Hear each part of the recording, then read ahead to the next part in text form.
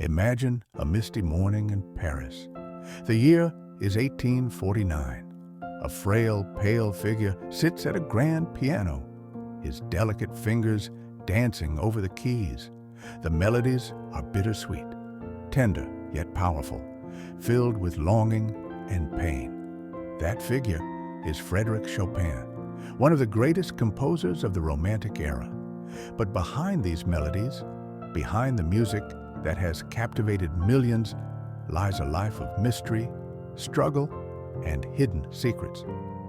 Frédéric Chopin was born on March 1, 1810, in Jelezowa Wola, near Warsaw, in what was then the Duchy of Warsaw. His father, Nicolas Chopin, was a Frenchman who settled in Poland, and his mother, Tekla Justyna Krzyżanowska, was of Polish descent. This unique mix of French and Polish heritage would deeply influence Chopin's cultural identity, making him a citizen of two worlds.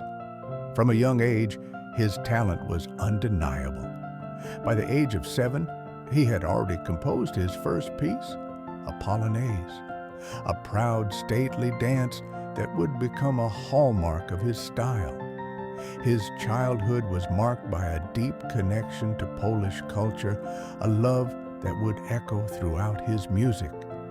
His family nurtured his talent, providing him with the best education available, and young Chopin quickly became a sensation in Warsaw's aristocratic salons. His delicate, expressive playing, combined with his improvisational genius, enchanted audiences. But behind the glittering performances, Poland was a land in turmoil. Ruled by foreign powers, the Polish people yearned for freedom, and this struggle became an emotional wellspring for Chopin's music. His mazurkas, inspired by Polish folk dances, were not merely compositions but heartfelt expressions of his love for his homeland. At the age of 20, Chopin left Poland, intending only a brief journey.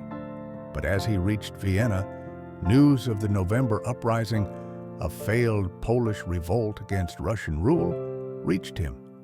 His hopes of returning home were shattered. Exile became his fate.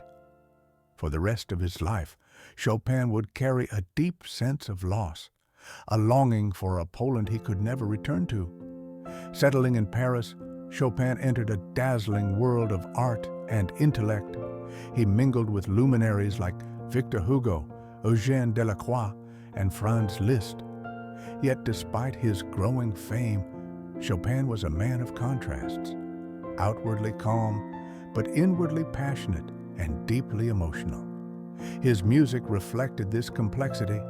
His nocturnes, delicate and melancholic, seemed like whispered confessions. His ballades told dramatic, almost poetic stories, and his etudes, beyond their technical brilliance, were profoundly expressive.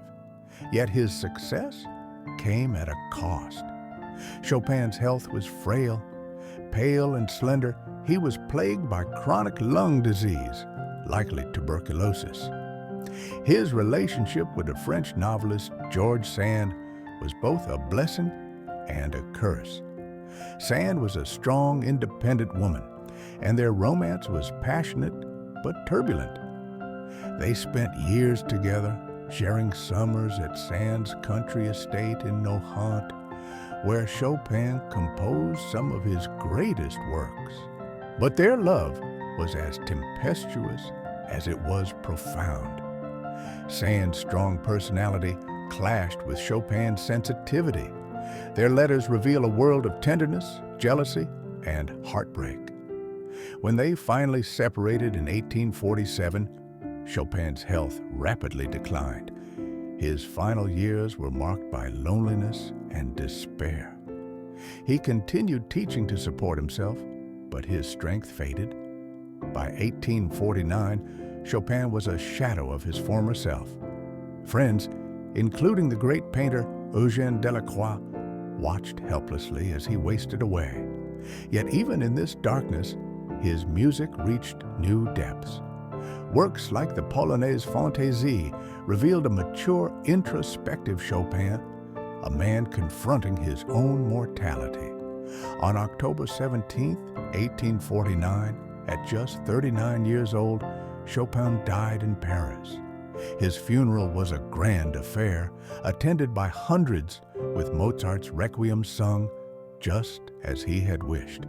His body was buried in Père Lachaise Cemetery, but his heart, preserved in a jar, was returned to Warsaw, enshrined in the Holy Cross Church, a poignant symbol of his undying love for his homeland.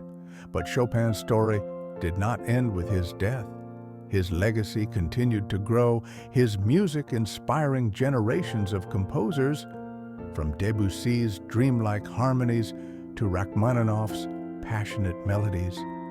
Chopin became a symbol of longing, of patriotism, of the delicate beauty of the human soul. His nocturnes sing of melancholy and desire. His mazurkas dance with pride and sorrow. His etudes push pianists to their limits while revealing profound emotion. And his polonaises, powerful, defiant, are anthems of national pride. Today, Frédéric Chopin is not just a composer, he is an icon, a man whose heart, even in death, remained forever Polish, a genius whose music speaks to the soul, telling the story of a life filled with love, loss, struggle, and beauty. Discover the life and secrets of Frédéric Chopin, the poet of the piano. His love, loss, genius, and exile are not just notes on a page. They are the soul of a man whose music still moves the world.